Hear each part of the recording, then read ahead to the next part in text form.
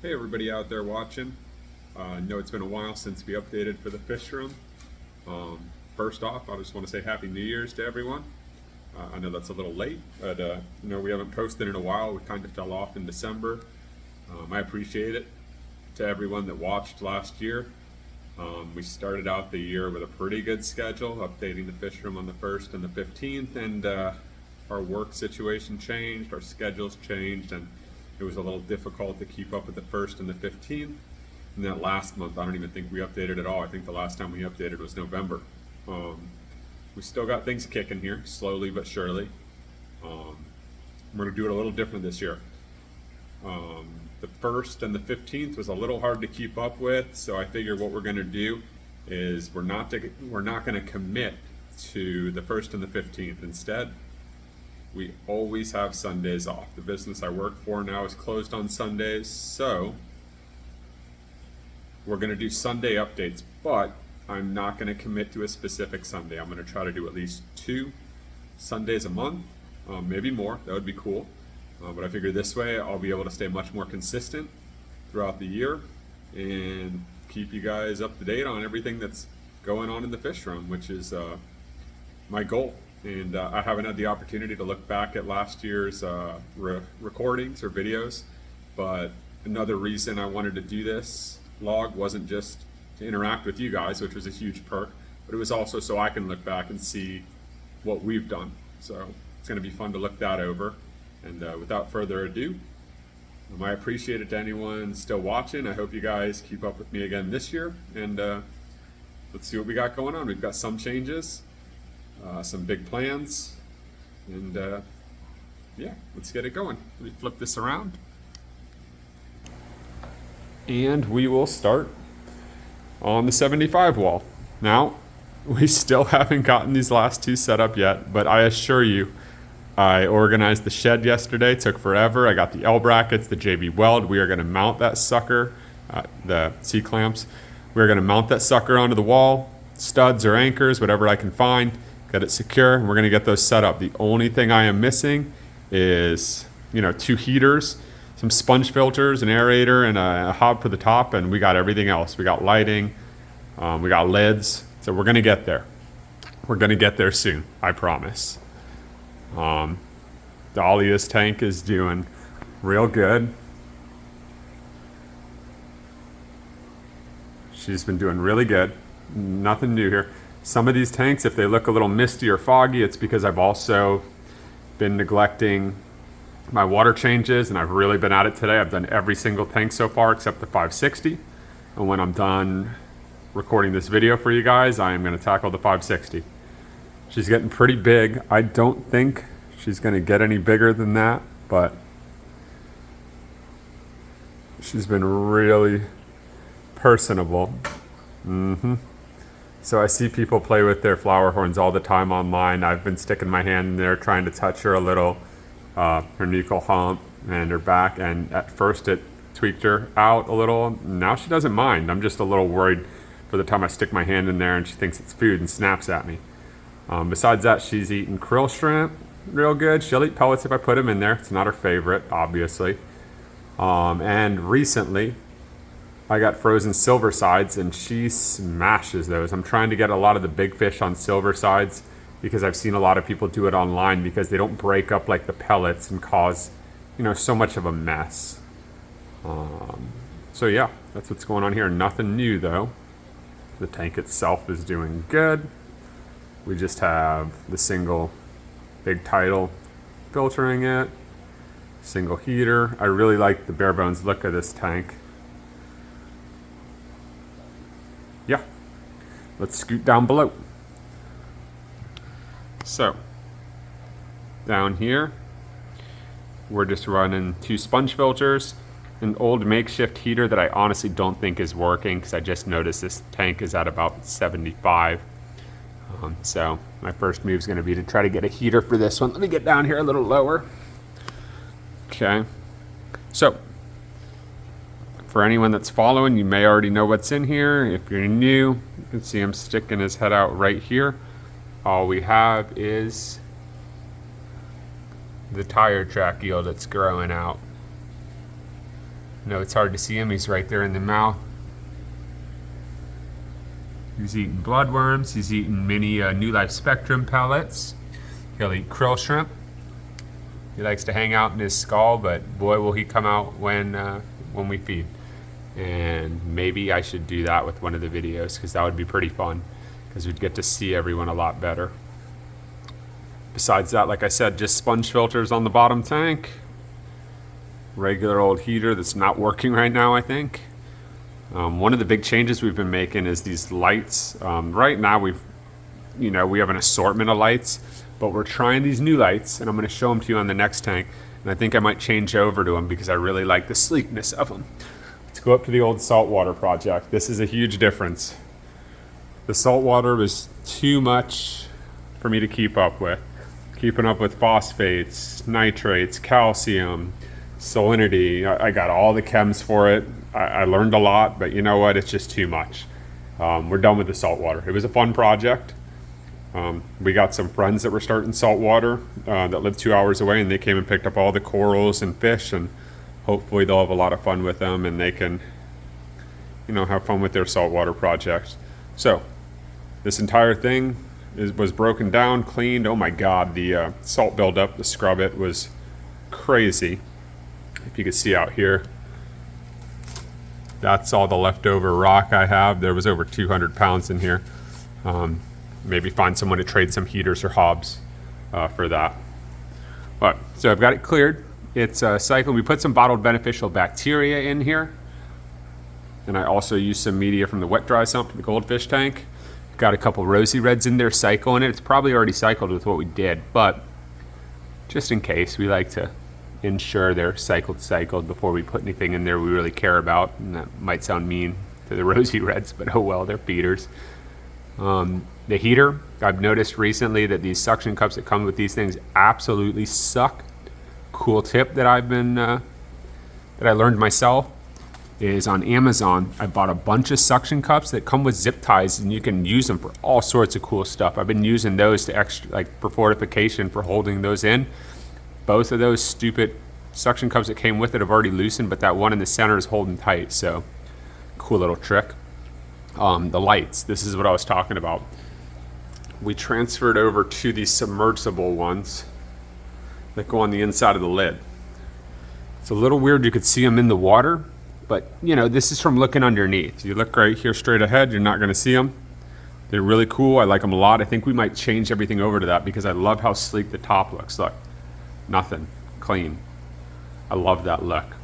We collect a lot of dust on the top of the tanks, and I think clearing them off and getting those submersible lights will be really cool and to help keep them cleaner on the top. So I'm thinking about changing them all over. This bottom tank, we've done some new things. So this guy, I can't tell you what he's called because I do not remember for the life of me. We acquired this guy from someone at work. Their tank broke. They showed up with him in a Tupperware, Rubbermaid Tupperware, and said, I don't know what to do, my tank broke, you have to give my fish a home. So we brought him home, and we put him in with the Blue Angel, Shelby's Blue Angel. And he's actually really fun. He's really active. He's a jumper, holy cow.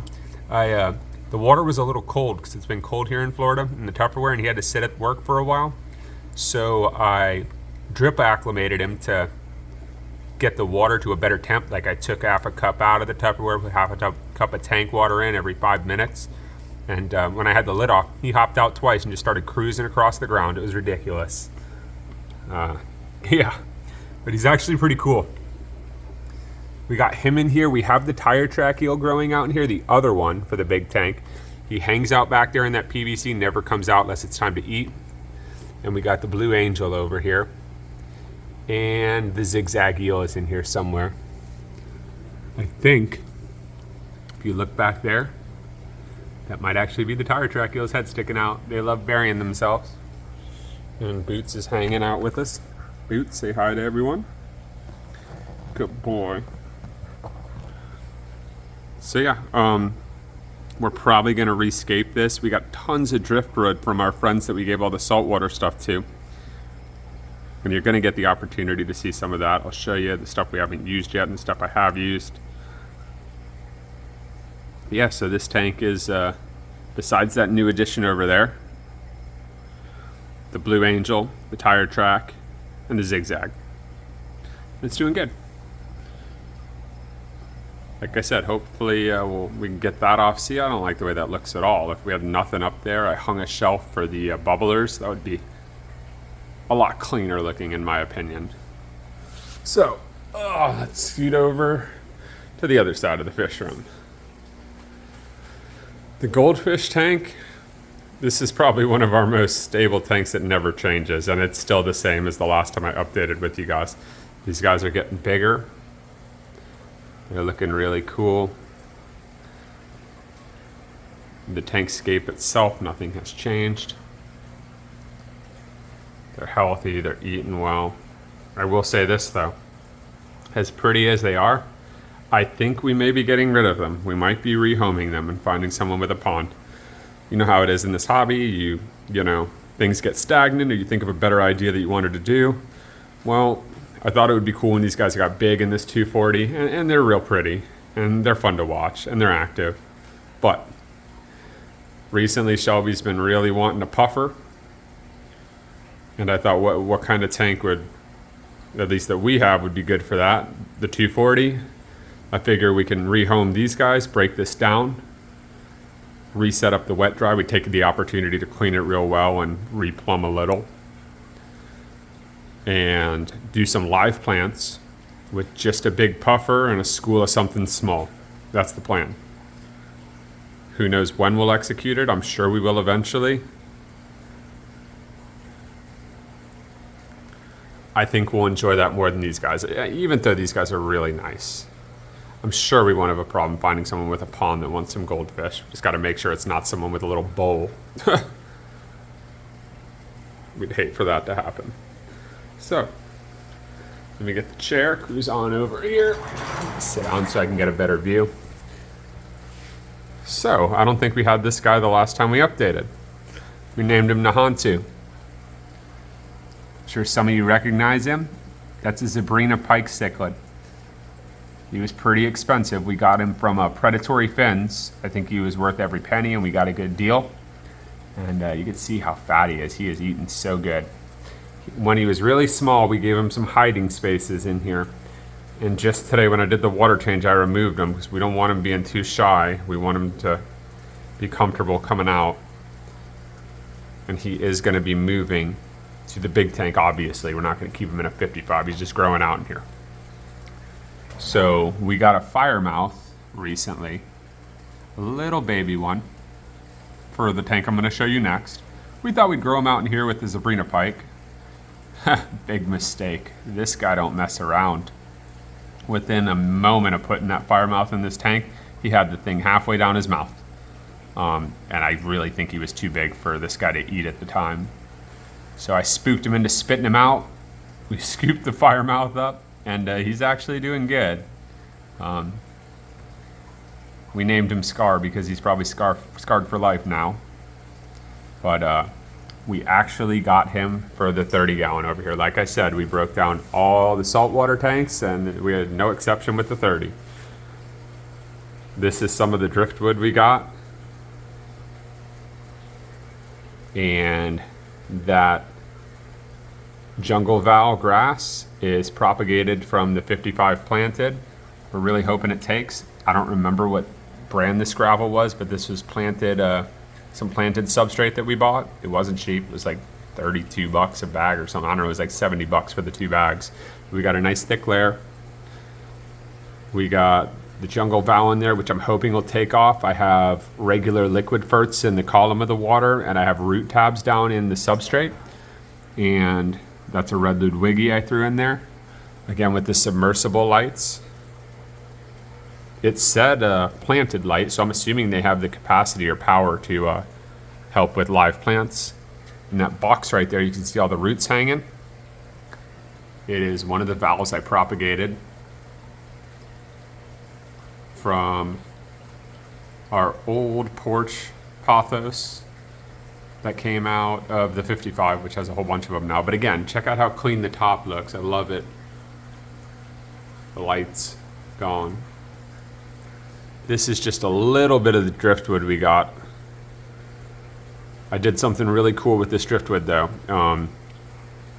And the idea originally came from our buds that we got it from in our saltwater trade. They sell this black plastic, these flat pieces at Home Depot. I don't even know what they are, but they're just boards of flat black with holes in them. I took those suction cups that I showed you earlier, put them underneath it, and zip tied it to the holes, screwed it to these things, and before we put the substrate in, I suctioned the bases that these are attached to the glass, and then put the substrate over them. Didn't have to worry about floating the driftwood or nothing. It's stuck perfect, and they haven't moved. I'll show you what I'm talking about. This is all the extra driftwood we got. You might not be able, well, you can see size comparison. This is next to an FX6. Some of them are really big. Don't know what we're gonna do with it all. Was thinking about putting some of them in the 560. Don't know yet. Got a good amount though, a lot of it. I mean, for reference, that's, you know, the width of the 560, that's 4 feet. So it's a lot, and it's pretty tall. But, food. Sorry about that, guys. I guess Boots saw someone out front. Boots, cut it out, buddy. Cut it out.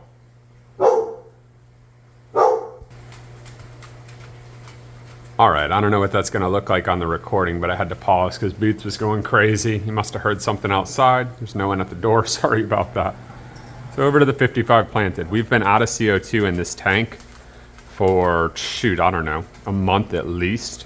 I need to get on that, but as you can see, God, it doesn't look like it needs it, but when we fill it up, it's like crack for these plants. So we still have the 2 breeding pairs of angelfish. There's 3 of them. Where is the black one?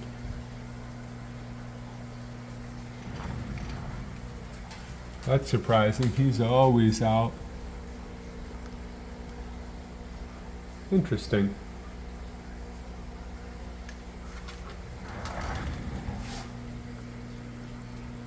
Very interesting. Well, I guess that's a mystery I'll have to figure out when I'm done recording. But there's 3 of them total. You know, you could probably camo into the back real well. Oh, but everything's going good. These duckweed or frog bits, frankly, I'm not good with plant identification. I don't remember which is which. They're always doing good. The jungle valve's doing good. This crypt, I think, is finally starting to do good. It's hard to see in the valve, but it's in there. There's red Ludwigia back there. Again, hard to see with the valve. Check out the top. These plants are finally taking off. Hopefully that light's not too bright.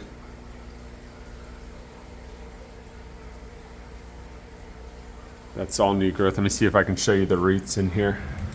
Yeah, you can see them. See that in the back? That's all the roots from those plants. I can't wait for that to happen in the other tank because these floating plants, they block your view of these things, and we want to see those roots. Like, look at, man, it's hard to see. But you can see right here, like that's all those pothos growing in there. So I'm hoping over in the other tank, just centered off without any floating plants, you'll be able to see all that just coming out, which will be really cool. But everything's going good in here. Besides the mysterious disappearance of the black angel. That's really odd. He's in there somewhere, just hiding.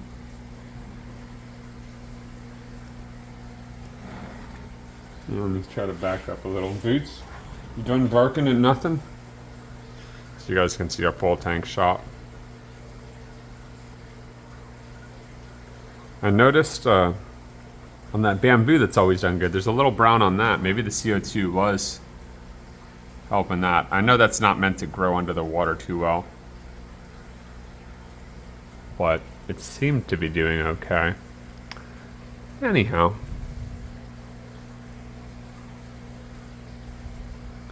A little worried that I don't see that black angel in there, but you know what?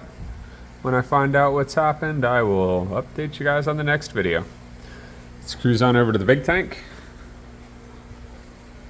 And Vivi, the star of the show, always out and about. What up, buddy? As soon as I'm done recording, this is the tank I'm hitting. There's Slick, Bioreel. One addition to this stock, just one. Socks, the Giraffe-Nosed Cat, Lemmy, the Dalhousie. Here, let me see if I can. I'm gonna try to. There we go. And put this here so you guys can see the tank. I just want to try to show you guys their size because they're getting big. Like big. So I'm too far away to see if you guys can see that, but they're getting pretty big. Like as you can see, Socks is easily half my arm. So they're getting big. You flip it back over and I'll get closer for you guys. So what else? So not good news on Gargar here. He hasn't been doing too good. You see how he's swimming funny like that? He's been doing that a lot lately. He used to swim around at the top all the time. He'd come up as soon as I fed. And I don't know what's going on with him now. He's been very, what's the word? Lethargic? See, I mean, look at him. He's a gar and he's just sitting around on the bottom. He does that weird wiggle. Now, I do watch when I feed. I have seen him eat. He's not eating every day like he used to coming up, but he has been eating. Most of the time, he just sits on the ground and does this weird wiggle. I really don't know what's wrong with him. I don't know what I can do for him either.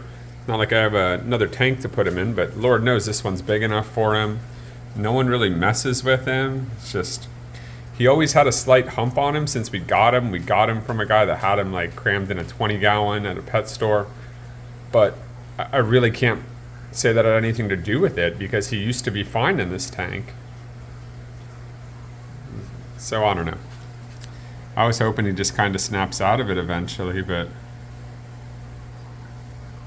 I'm not sure what's going on with him. Not very happy about that. The Severums are growing really good and they're looking beautiful. There's the rocktail, there's the green back there. Here's our addition. We got a silver arowana in there now. We grew him out for a bit in the 55 that the Zabrina Pike's in. We've put him in here. He's growing fast, and we're really excited about him getting big. We still have the school of 10 silver dollars, the 5 stripe, tiger stripe, and the 5 spotted. I think they're growing pretty good too now. There's Cosmo, the bleakery cichlid. He is, I mean, he's doing good, but he eats good, but man, for anyone out there considering them, they grow slow in my experience. Just an FYI. And kind of looks like he's about to get into it with one of them rocktails. So the arowana is doing good, eating good. Unfortunately, one of his eyes seems to have, you know, that drop eye that they're notorious for. Maybe if he turns around, I could show you guys. It's not even like, see, that one looks fine. And there you go. See, it's like angled down. I'm sure that's the same as the drop eye. It physically looks like it's angled down. I don't know. Maybe someone that keeps arowanas can give me their 2 cents. Like it's not just looking down, but it's angled down. That one's perfect. Let's see how that one's kind of angled down. Yeah. Whatever. It'll give him character. He's growing good, doing good. We added this in-tank UV sterilizer. I was hoping that would help clear up the water some. Didn't see how it could hurt. There's a good shot of the silver dollars. And one guy we haven't seen yet is, there he is, hiding in the pipe with the bleakery. The Lapredae cichlid, or cichlid, the Lapredae Bashir is still in there. So the 2 Bashirs are the Lapredae and the Dalhousie. The Lapredae is doing real good. There he is. I've been cutting up silver sides and throwing a couple in every time I feed. I think the bottom feeders, I think the Bashirs are the ones that are getting them. I don't know who exactly is eating them, but they are disappearing. And as far as filtration goes, one of my FXs, I think the last time I updated, I told you guys it crapped out on me.